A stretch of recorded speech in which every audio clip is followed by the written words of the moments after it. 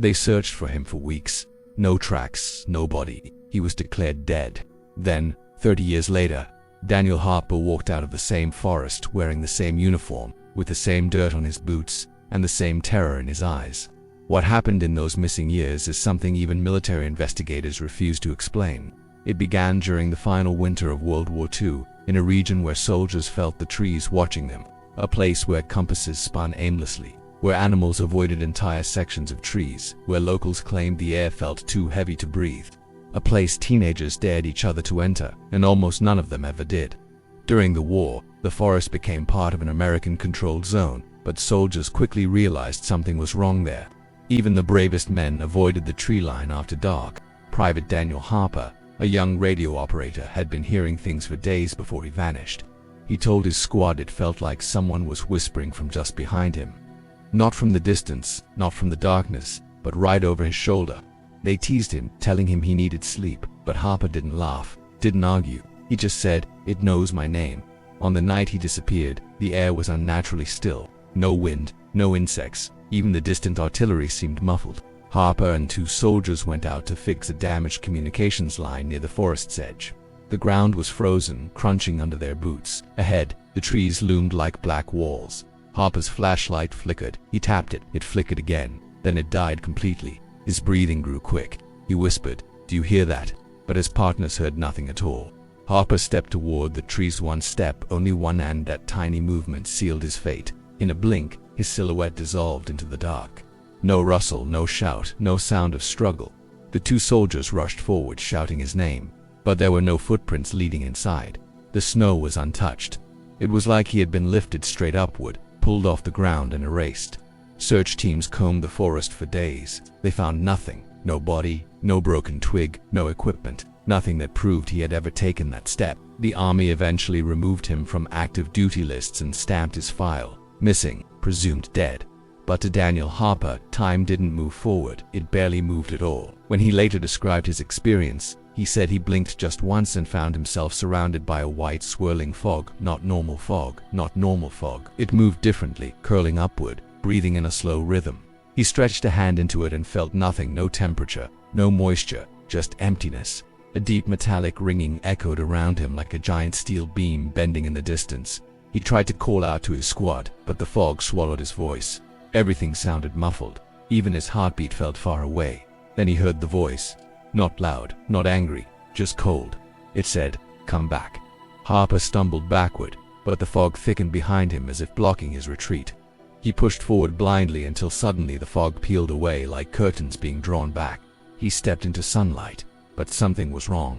It wasn't winter, it wasn't cold, the snow was gone. The trenches his squad had dug were gone. The smell of gunpowder and burning diesel was gone. Everything familiar had vanished. Harper tried to retrace his steps, but the forest around him looked older. He described the trees as wrong, as if their growth patterns didn't match what he remembered just hours earlier. Branches hung low, twisted, bending toward him like skeletal fingers. He wandered for hours, trying to find his squad, but every direction felt unfamiliar. Every landmark he remembered seemed replaced. Finally, exhausted, he followed a dirt trail toward daylight. He stepped out onto a paved road, a modern road. Cars he'd never seen before were rushing past. Their colors were strange, bright, glossy. People stared at him with confusion. One car pulled over. A woman rolled down her window and asked, "Are you in trouble?" Harper didn't answer. His eyes were wide, scanning the road like it was a dream. He whispered, "Where is everyone? Where's my squad?" The woman called authorities immediately. When soldiers arrived, they surrounded Harper cautiously, not sure whether he was dangerous or simply lost. But they froze when they saw his dog tags, name, rank, serial number, all matched a soldier who had gone missing in 1945. Authorities detained him. Medic teams ran tests. Fingerprints confirmed it. It was Daniel Harper, 22 years old, missing since 1945, but he looked exactly 22. He hadn't aged a day. Doctors checked everything: bone density, skin elasticity, metabolism. All signs pointed to a young man in his early 20s. His uniform was authentic, right down to the stitching used in 1945. His rifle had mud from soil that matched recorded soil samples from the wartime forest. Even the cuts and bruises on his hands were fresh, as if they had been made just hours earlier. Investigators asked where he had been. Harper answered honestly, "I never left. I've been in the forest. They pressed him for how long? Harper insisted. A few hours, maybe less. During interrogation, he repeated the same details. The fog, the ringing sound, the voice, the feeling of something ancient watching him. The military classified every interview, but a leaked memo contained 3 lines. Uniform fibers show unknown radiation. Subject exhibits temporal displacement markers, recommend immediate isolation. Harper wasn't allowed to go home. He wasn't allowed to speak publicly. He was transferred to a restricted facility for observation. He grew quieter each year. Nurses said he woke up gasping at night, clutching the sheets, staring into corners as if something stood there watching him. He told one nurse, "It's calling again." She asked what was calling him. His answer chilled her. The forest. On the final night of his life, Harper woke suddenly.